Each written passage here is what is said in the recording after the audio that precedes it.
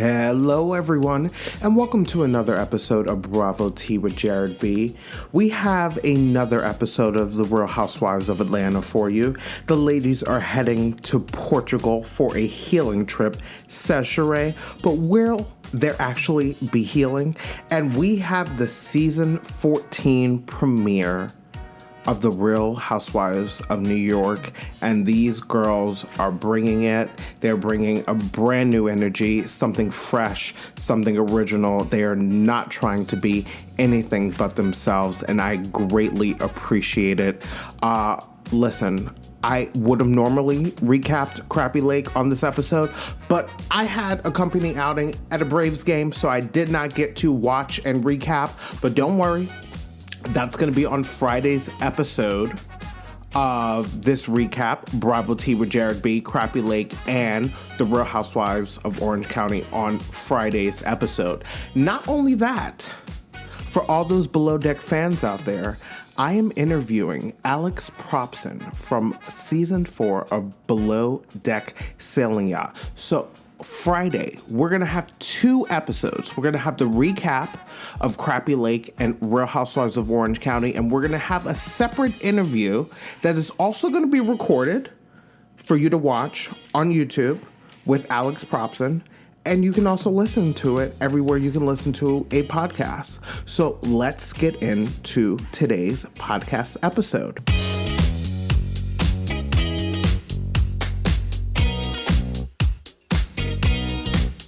So we have the Real Housewives of Atlanta. This is season 15, episode 8, titled Healing by Sheree. So we start off this episode with brunch at Drew Sidora's house. Yet there's another brunch. I feel like this is the 3rd or 4th brunch that has happened this season. Drew and Ralph are hosting the ladies for a brunch before they leave for Portugal. And the men of the ladies on the show will be cooking the food. First thing I had to point out is, what on earth is Drew Sidora wearing? It is apparently after Thanksgiving last year, and she's wearing a neon yellow pantsuit with a neon blue, bikini top under a blazer? Like these, when I say neon, if you watch, you know what I'm talking about. It's literally the color of highlighters. So like the yellow highlighter and that blue highlighter, literally the same color. And I know color blocking is a thing, but I don't know about this, Drew. I don't know about this. Try again. Try again. Another thing I wanted to point out is Ralph's little speech to Drew about the men getting along and wanting to spread that energy to the ladies. It's giving me and my wife ran lines before we filmed today. That's what it's giving me.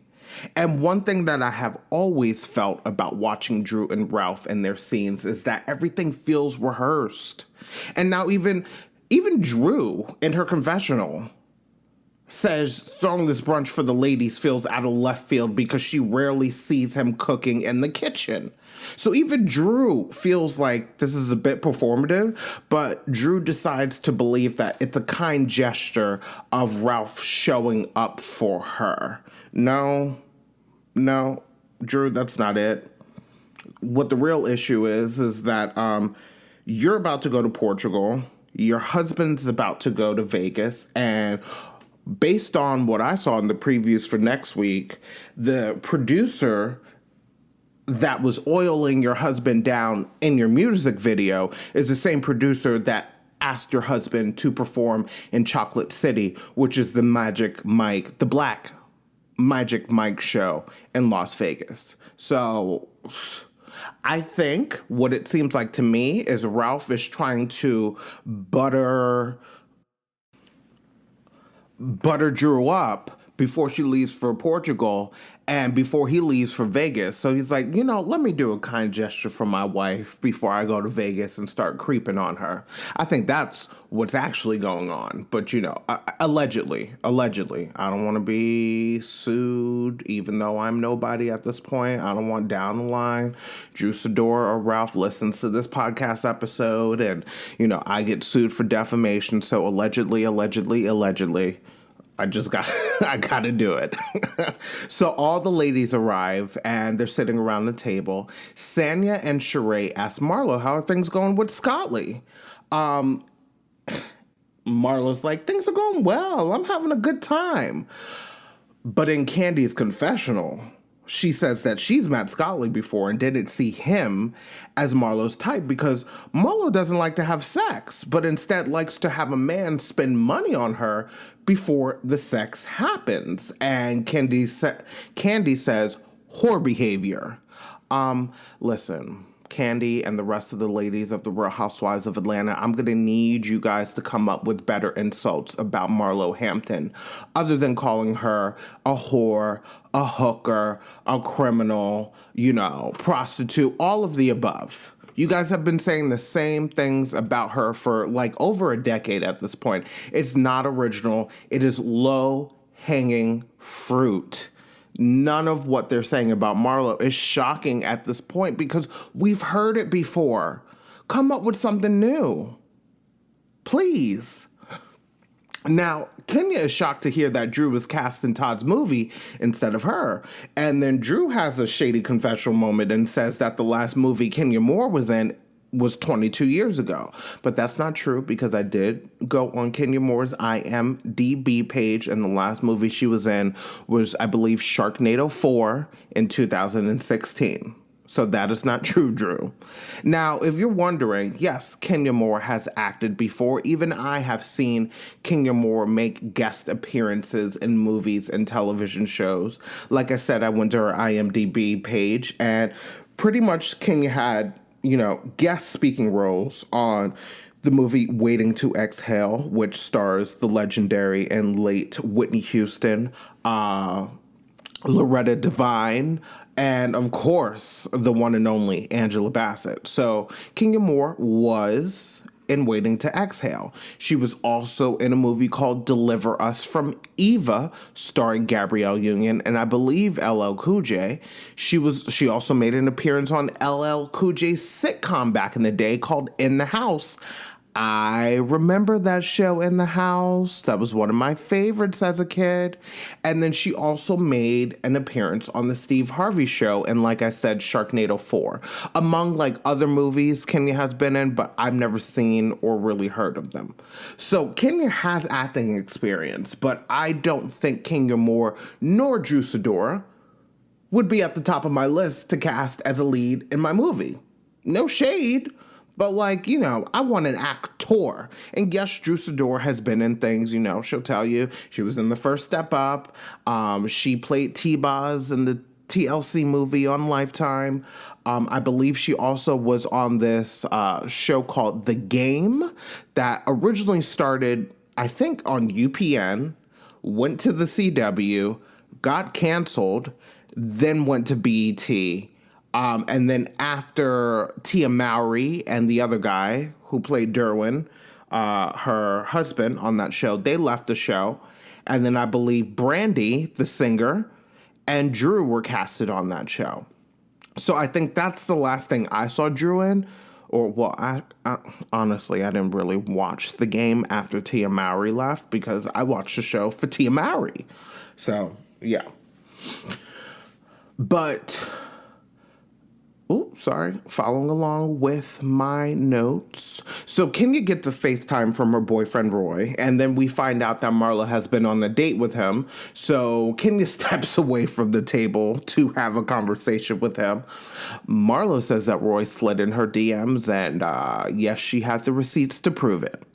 So Kenya comes back to the table. Of course, the ladies, while Kenya walked away, are talking about the fact that Marlo and Kenya happen to even talk to the same man. And Kenya comes back to the table and she was like, well, I'm glad that he went out with you and realized that you weren't the one. So he learned what not to do. And listen, of course the ladies are going to pounce on this moment.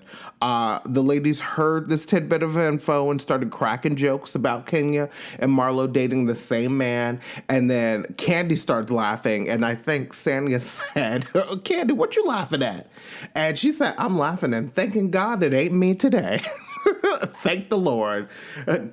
Candy's like, I get a day off. The girls are not coming for me. They are coming for Kenya. That is hilarious. But this secretly got under Kenya Moore's skin, that she and Marlo even talked to the same man. But I think that Kenya played it off well. But I know Kenya wasn't feeling it inside. Then Sheree has a hilariously shady moment and asks Drew randomly at the table if the chef working the brunch will get paid, because she read on the internet, on the blogs, that Drew did not pay her chef, and now it has turned into a lawsuit. And then I have to say that Drew Sidora handled the shady moment really well, because she explained that it's being handled by her attorney, which is the proper response. And she said that the chef was not actually a chef, but simply just a girl looking to make a meal. And then we find out the chef is suing Drew for $1,000. And the ladies are like, $1,000? I can pay that for you. I am confused by this, because I thought maybe it's 10 grand, 20 grand, whatever, something over the amount of $5,000. So to hear that Drew is being sued for $1,000 from a chef, I would just pay her the money and move on. Why have to pay the lawyer thousands of dollars, to work this out, when you could just pay $1,000 and be like, here, girl, go on your way. Go on your way and learn how to cook some actual food. Go to culinary school. Use this $1,000 to get yourself a proper culinary education. That's what I would have done. But maybe Drew does not want to pay the chef to make it seem like to the public that she was actually in the wrong. Maybe that's why Drew didn't want to pay that $1,000 bill. Because otherwise, Drew, you don't have $1,000, and this is your third or fourth season on the Real Housewives of Atlanta? What is going on? Now, I also must point out that Sheree Whitfield should be the last one to talk about her unpaid bills, because as long as Sheree has been on the show, she has been plagued with rumors that she does not pay her bills. Sheree has even admitted at a reunion to Andy Cohen that she will not pay someone for their services if they don't provide quality service. So, she don't pay those bills sometimes. Okay? Sheree, pay your bills, because we're always going to hear about it on the internet. But also, in defense of Sheree Whitfield, a housewife's job is to ask the important questions for moments like this to happen on the show. And so, listen, Sheree did it. We had a little shady moment at the brunch table. And, Candy's like, on that note, it's time for me to go. And Candy goes outside, calls Todd, and is like, we're wrapping this up. Let's move. Why is Candy not staying for scenes? Why is Candy always ready to go? It feels like Candy is showing up to fulfill her contractual obligations, and then to go. It's kind of feeling like Candy doesn't really want to be there. And Candy Burrs better watch out, because if she does actually want to be on the Real Housewives of Atlanta, she better watch out, because they might end up being rebooted like the Real Housewives of New York, especially because Candy is the highest paid on that show. Candy gets paid over $2 million per season, and probably bonuses as well.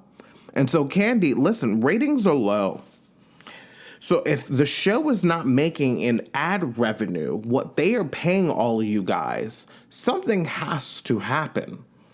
And maybe you, Candy, have to go. I'm not saying I want you to go, Candy, but I'm saying, tread lightly, because things are changing in the Bravo universe. The Real Housewives of New York is back, and they might put all you girls on notice. All of you. So we get to the trip to Portugal. The ladies gather and leave for their trip. When the ladies arrive, we find out that Candy was in the bathroom on the airplane for hours because of food poisoning. Now, Kandi is better than me because if I had food poisoning before an 8-hour flight, I would have not gotten on that flight until my stomach and my bowels were in order. Because I know the times that I've had stomach issues, the times I've had food poisoning, I'm sweating, laid out, in pain, on my bathroom floor, calling on the name of Jesus to end the current hell I'm living.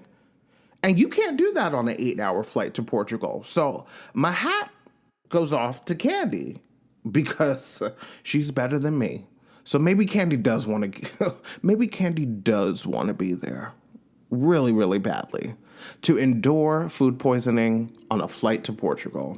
You would have had to roll me out on a stretcher just for food poisoning. When I get sick, I become miserable. It feels like I'm dying. And I just sometimes want to be taken care of. But I'm single. So I'm only taking care of myself. But don't cry for me, Argentina. I'm having a good time. So now Sheree gives the ladies a pep talk in the Sprinter van on the way to the hotel. Sheree is like, girls, this is a healing trip. This trip is about positive vibes and healing broken relationships. Like I said earlier, Sheree, you know damn well, no healing happens on girls' trips. Chaos happens on girls' trip, which is why we enjoy cash trips, because it is lightning in a bottle for what, 4, 5, 6 days? So the ladies arrive at their hotel. I believe they're in Algarve, Portugal. It's beautiful.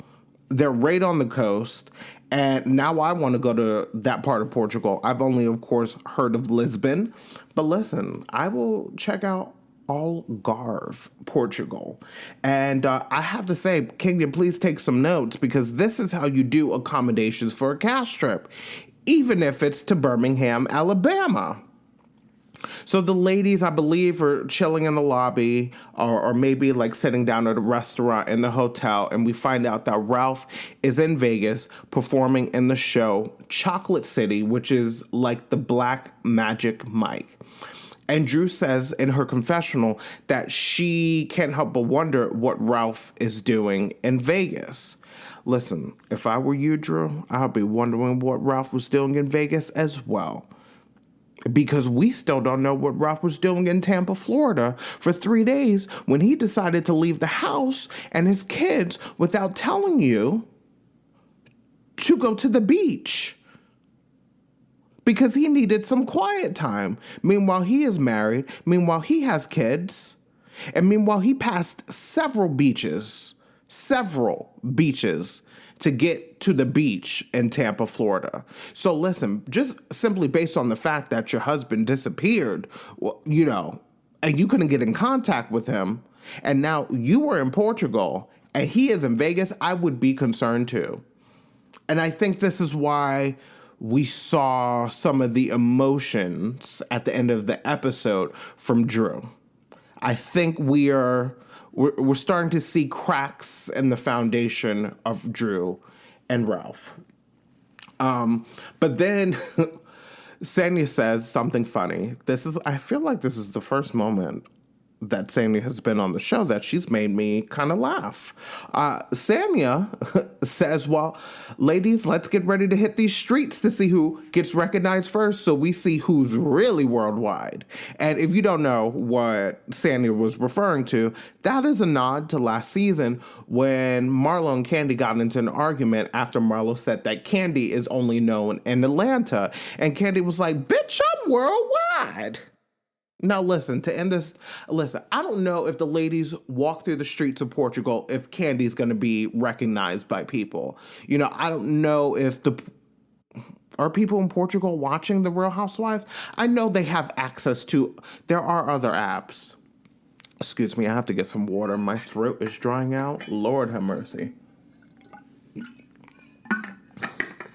There are other streaming apps available in other countries to watch Bravo shows. But I don't know if, like, the Real Housewives of Atlanta, you know, is on the top of the list of the people of Portugal. Now, I will say, that Kandi is worldwide in a way because Kandi has written songs that are known worldwide, like No Scrubs by TLC, or, I think Bugaboo by Destiny's Child. So, Kandi is kind of worldwide. But we jump to this moment that happens between Monietta and Drew on the balcony of the hotel. Monietta points out to Drew that south of where they are is the continent of Africa. And Drew's like, oh, I've never been to Africa. I've only been to South Africa. Lord have mercy. These ladies in Atlanta are not passing the geography test. Not at all. First, it's Kenya thinking Portugal is part of Spain, and then it's Drew not knowing that South Africa is in Africa. Let us pray. But we find out that Monietta has an orphanage in Swaziland, which is between South Africa and Mozambique. And in this moment, I think it hit me. I'm going to go out on a limb here and say that I think that Monietta should be a full-time housewife next season. I would like to get to know Monietta more because I think that she has a lot to offer the show. Because all I know about her is that she's the ex-wife of Neo. And anytime I see her on the show, I'm just thinking the ex-wife of Neo. And Monietta is more than just the ex-wife and the mother of Neo's kids. So I want to see more Monietta. And I also have to say, it's good to see Monietta connect with someone else in the group because I feel like she always sticks with Kandi and Kenya because that's who she's actually friends with. And I feel like if you're going to stay on the show and you're going to be within this group, especially if you're going to become a full-time housewife, you need to cultivate relationships with almost everyone. You need to have a relationship with Kandi, Kenya, Drew, Sanya, Marlo. Yeah. Am I missing another one? Oh, Sheree. Lord, that's not good. I forgot Sheree was a full-time housewife. Hell to the nah. To the nah. So we get to the next scene. We're having dinner at a local restaurant, beautiful restaurant. And see, in this moment, I love me some Drew. Drew orders shots of tequila because what else do you do when you're on vacation in Portugal? Order tequila, take some shots. And the banter at the table starts off light. It starts off fun. And of course, things take a turn. So Sheree mentions yet again that the intention for this trip is for healing, to put everything out on the table if something has been weighing on you. And of course, cousin Courtney takes a moment with Kenya because cousin Courtney is like, Kenya, I did not know that you and I had issues. I was told by my girl Drew or my girl Sheree that you felt like I was violating your space. And, in this moment, Kenya is checking her makeup in the reflection of the knife, not giving her the time of the day. But at least Kenya responded. And basically Kenya was like, listen, we don't know each other like that. And in the moment, I thought we were having fun banter, and then you started getting a little shady, and it wasn't fun anymore. So I wanted to let you know that you crossed some boundaries, and you need to hop your ass back over that line. And then she turns to Drew and is like, and I appreciate the fact that you let your cousin Courtney know that I am not the one that she needs to back up. That's basically what happened. And so then Drew has her turn. And Drew mentions that although we've come a mighty long way, Drew mentions the fact that she felt let down by Sheree because Sheree was talking about this private chef lawsuit behind her back. So Sheree feels like Drew lied about her business, She by Sheree, when Drew said on the radio that after last season's reunion, the She by Sheree merch was taken from the cast after it was given to them while cameras were rolling for the reunion. Excuse me. Drew mentions that she thought that they resolved this matter in the IV place weeks ago. I agree with Drew.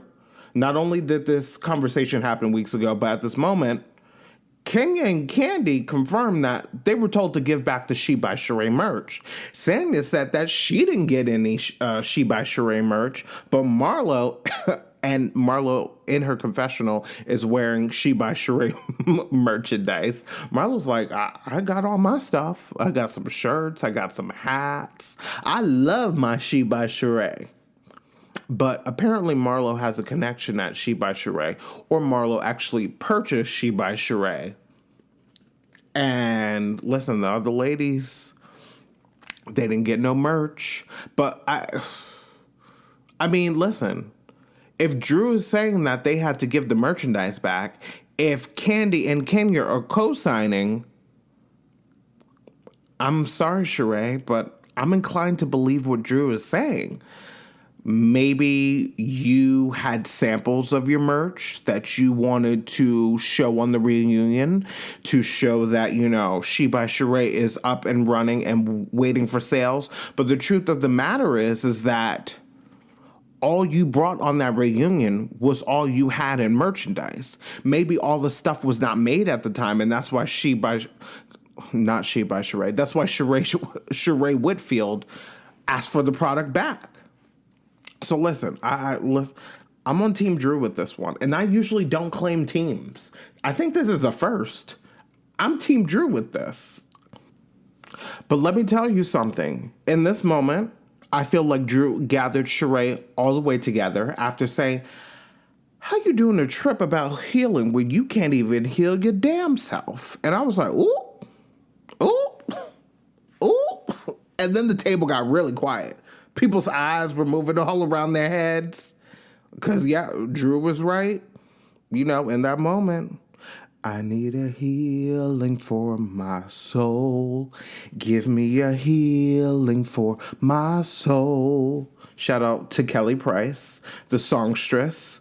But yeah, one thing about Sheree Whitfield is that she can be very entertaining. But like in a verbal battle back and forth, Sheree rarely ever wins. Like, you know, Sheree, I think, gets in her head in the moment, and she lost in this moment because in this moment, Drew felt like the grounded one, felt like the mature one, and felt like the authentic one. But what was funny is that Marlo tries to create a little sound bath moment at the table to calm everyone down. But back to Sheree and Drew in this moment, to me, it doesn't seem like Sheree was taking how Drew felt sincerely, but instead tried to do this like petty housewife argument thing, because I think that's what Sheree thought Drew was doing. So Sheree was trying to like help create a television moment, and Drew's like, no, I'm serious. Like, I'm hurt by what you're doing. I'm not trying to create a moment. I'm being authentic in this moment. And then Drew gets up from the table crying, but at least Sheree got up from the table to check on Drew, including Kenya. Now, listen, I will say this. I believe that we're starting to see signs of things happening with Drew and her marriage to Ralph. Drew has been on the show for 3 or 4 seasons now, and I've never seen Drew cry. I've never seen Drew get emotional.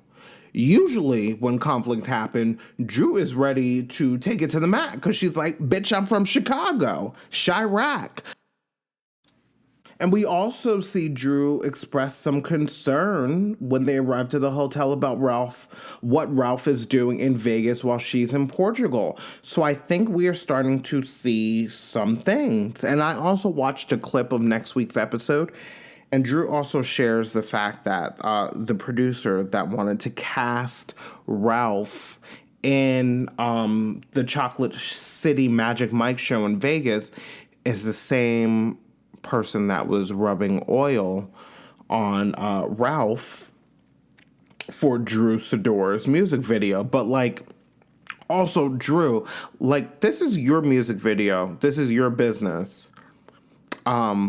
why, when you found out that the producer was oiling up your husband, how come you didn't intervene or, send an assistant and be like, can we find someone else? Maybe an older lady in her 90s to oil up my husband? Because my husband might be enjoying this because he's had some interactions and some suspicious situations with masseuse in the past.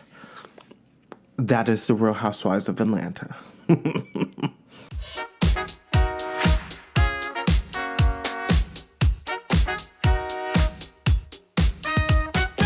So we have the Real Housewives of New York.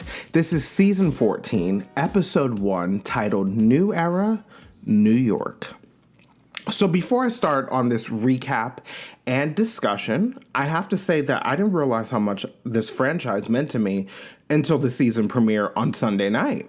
Like, I was truly excited, like it was Wimbledon or the World Cup or the Super Bowl, even though I don't care about the Super Bowl. But I don't really watch American football like that, but I will watch the Super Bowl because, that's the grand finale of the season. So I get into the Super Bowl.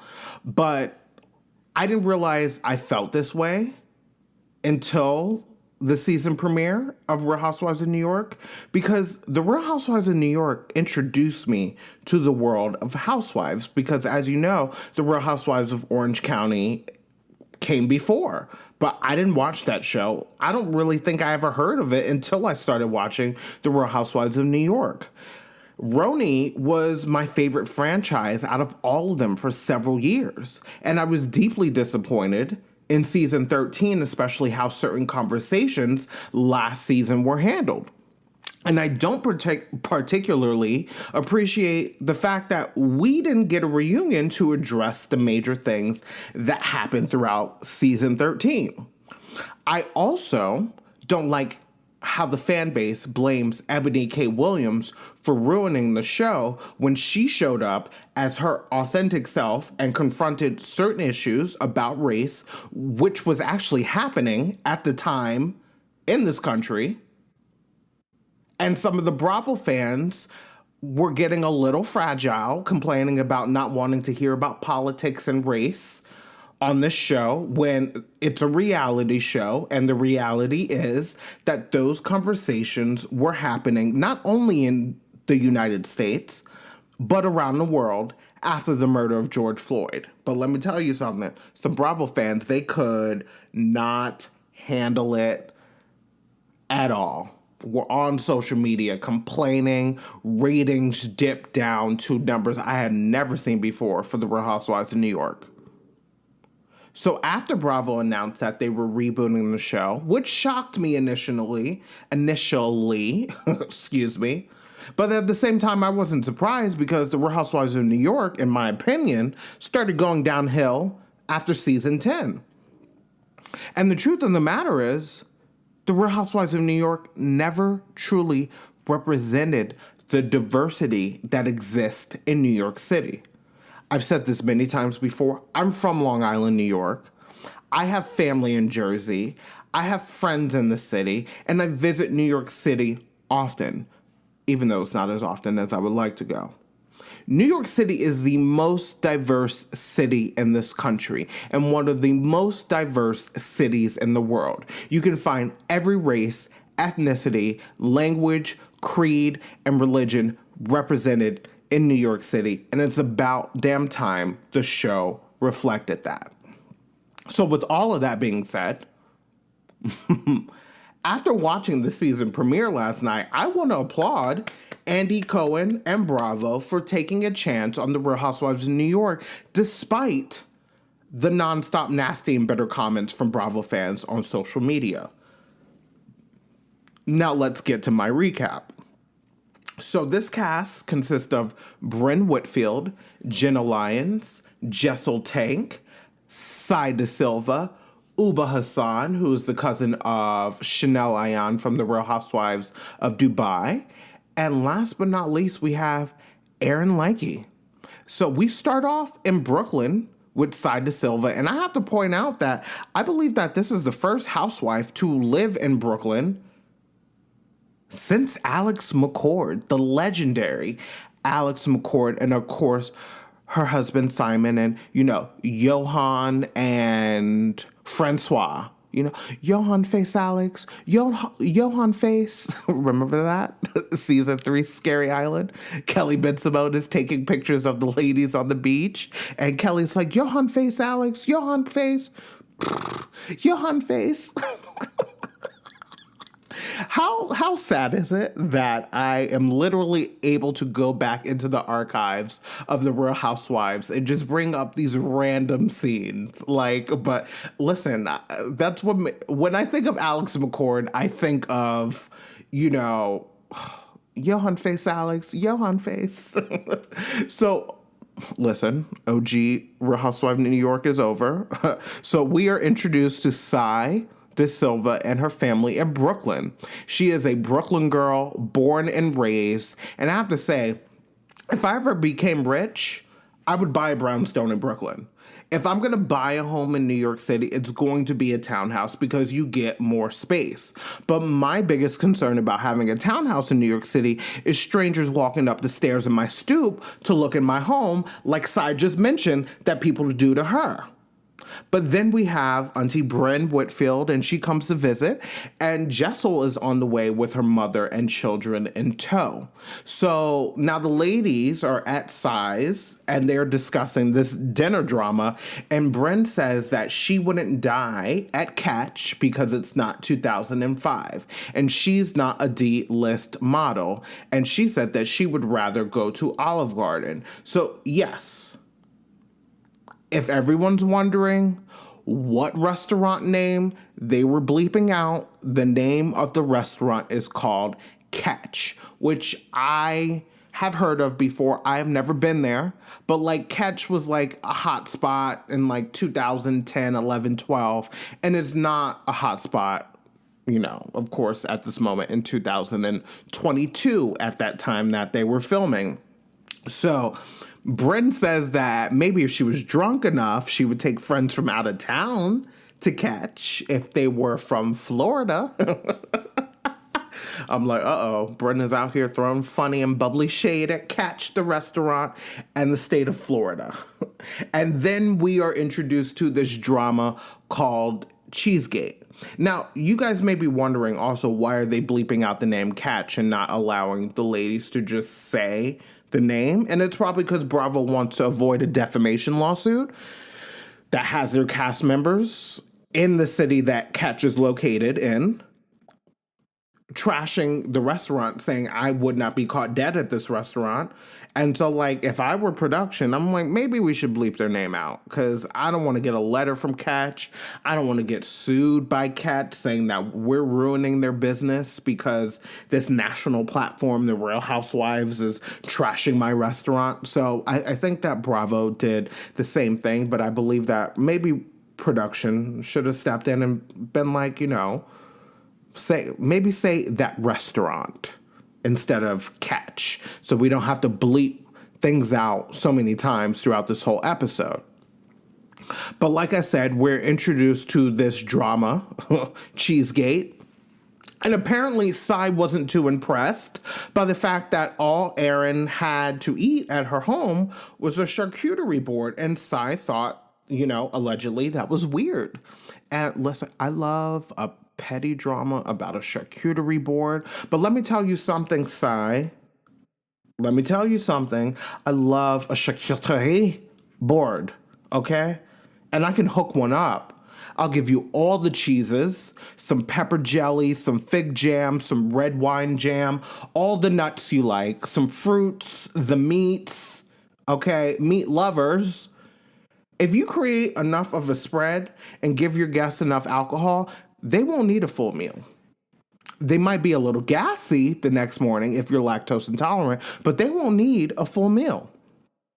And so then we jump to Washington Square Park. Erin and Ubah meet in Washington Square Park downtown, which is in Greenwich Village, if you don't know, New York City. Erin gets into the fact that she feels a little salty because she made dinner plans and nothing else in the city was available, so she picked the restaurant Catch.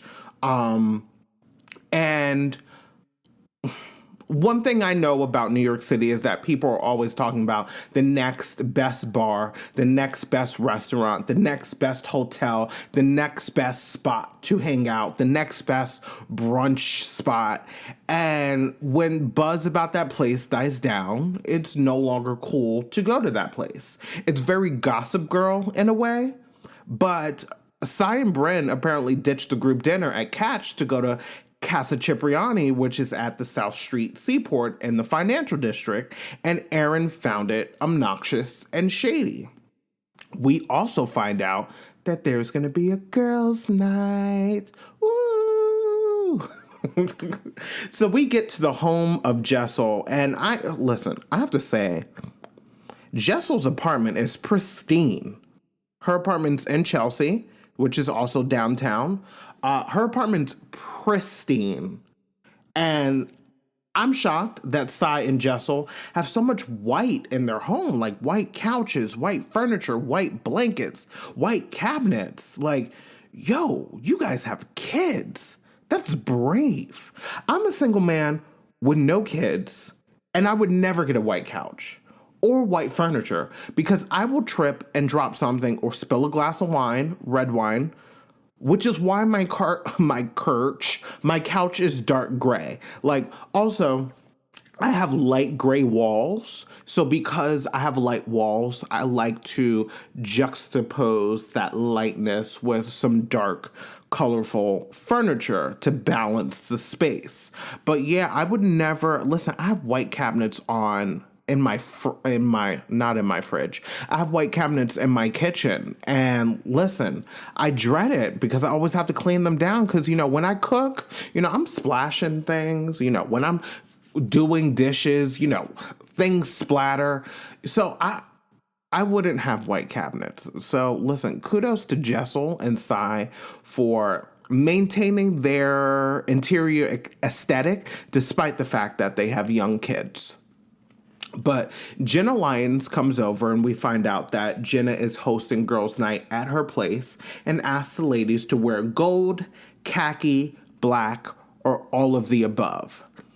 And in this moment, we find out that Jenna Lyons was the executive creative director for J. Crew. And I have to say, when this cast was first announced, the only person I had ever heard of was Jenna Lyons. And also, when HBO Max first launched, Jenna had this reality competition show on there where she was trying to find like her next employee to, because Jenna was expanding her business into interior design. And basically that there were like assignments, like competitions of like, can you assist with, interior design of one of my clients, but also can you, because Jenna is also a celebrity stylist. So Jenna was basically trying to make sure the next person that she hires is prepared to do different things within Jenna Lyons' business. It's not just going to be fashion styling. It's not just going to be interior design. There's going to be many things. And listen, I enjoyed Jenna's show. So this is how I know who Jenna Lyons is. And I have to say, based on what I saw on that show, Jenna is a phenomenal interior designer. So to me, it's not surprising how beautiful her apartment is that we will see later in this episode. So after this, there's, a couple of scenes where they're basically teeing up the conflict that's about to occur at girls' night at Jenna Lyons. And you see Sai tell her husband about Cheesegate. You see Jessel FaceTime Erin to discuss Cheesegate. So basically, production is letting us know things are about to happen and they are building the story. So we get to the next scene and it's finally girls' night at Jenna's. And I first have to mention, of course, Jenna Lyons' Soho apartment. If I was rich, I would make an offer right now because I love Jenna's apartment. It's warm, it's inviting, but it's chic and luxurious. It's tastefully done. And I expect nothing less from Jenna Lyons. Now, Erin mentions the fact that she's a realtor, and she actually is on Frederick Eklund's team from Million Dollar Listing New York and also Million Dollar Listing Los Angeles. So, yes, Erin is on Frederick's team at, I guess, Douglas Elliman. And Erin says that she doesn't know who else Jenna's apartment would work for but Jenna. But I have to disagree with you, Erin, because it would work for me. It would work for, I think, many single men or women in New York City. I think it would work for a young couple with no kids. I think that this apartment would work for many people. I have to disagree with Erin. And so all the ladies arrive except for Brynn, and Erin mentions the fact that she hasn't seen Brynn since the night Sai and Brynn ditched Erin to go to Casa Cipriani. I have to point out that I like that Erin's a straight shooter. That's the New Yorker in her. That's what I love about being a New Yorker, and that's what I love about New Yorkers, is that we give it to you straight with no chasers. We tell it like it is. And I think there are some people in other regions of this country that should take a note out of our book and like be a little bit more honest about how you're feeling, and, you know, don't be so passive aggressive. I'm having a sip of water. That's why there's a break. So yes, I'm happy, or, you know, I like the fact that Erin is a straight shooter. She is a no bullshit kind of girl, and she's going to give it to you straight with no chaser. What I also appreciate is the fact that Sai owned the fact that she bailed on Erin. Like, own your shite and move on from the drama. Okay? That's how you do it. That's how a housewife does it. If there's conflict, I mean, not just how a housewife, I think in any scenario. If you have a friend, if you have a family member where there's conflict, maybe not bring it up in a group setting, but like take a step aside, have a conversation and be like, hey, I don't like the fact that you did this, this, and this. And like address it, own it, apologize, and move on. Thank you, Sai and Erin. So then Brynn arrives last, and she knows that she's in trouble and due for a spanking from Erin. And then the ladies decide to play a little sex-related icebreaker game. And most of the questions were about, of course, sex and porn and whether they're dominant or submissive in bed. Listen, I don't need to know all these things about these ladies. But, you know, it's for entertainment purposes. But I don't care who's dominant or submissive in bed. It's none of my business. I'm not sleeping with any of them. But we are learning more about these ladies very quickly. Maybe a little bit too much, too soon. But listen, I'll take it. So then we finally get into the drama. And even though Sai, Erin, and Brynn are hashing out this restaurant cheesegate drama, I love that the conflict revolves around cheese.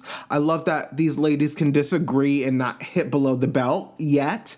This is only their first season. This is only their first episode. Things could get worse as the season progresses. But, you know, there's drama, there's conflict, but it feels light. And that's how Real Housewives used to be in the beginning. And I hope that we go back to that light, petty drama. So, like, Jenna Lyons is like, this argument is ridiculous. So, Erin and Brynn decide to step aside to handle this. And Erin lets it be known in Jenna Lyons' bedroom that she feels like Brynn is wishy-washy and decide to align herself with Sai. And Brynn owns it. But Brynn is also like, don't take things so seriously. Like, we're just joking. We're having a good time. Yeah. And then the beef is squashed.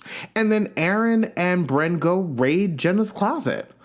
And I have to say, although it was fun to watch Jenna and Brynn have this moment in Jenna's closet, If I have friends over, I would feel some kind of way about my friends and my personal belongings, trying on my clothes, trying on my shoes.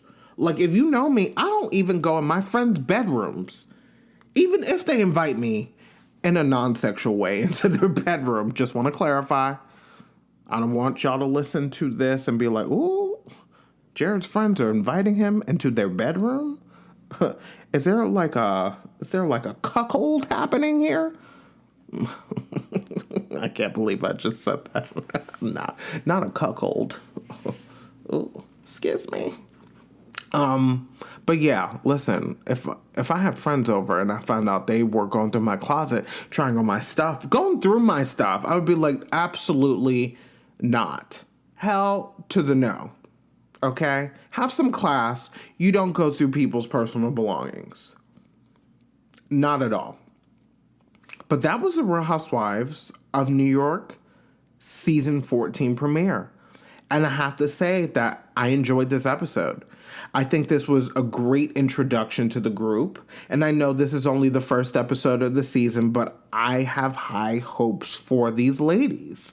Now, I have to mention, if this reboot of the Real Housewives of New York goes well, best believe the ladies on the other shows in the Housewife franchise will be put on notice that this reboot could happen to any of you guys. So don't get it twisted.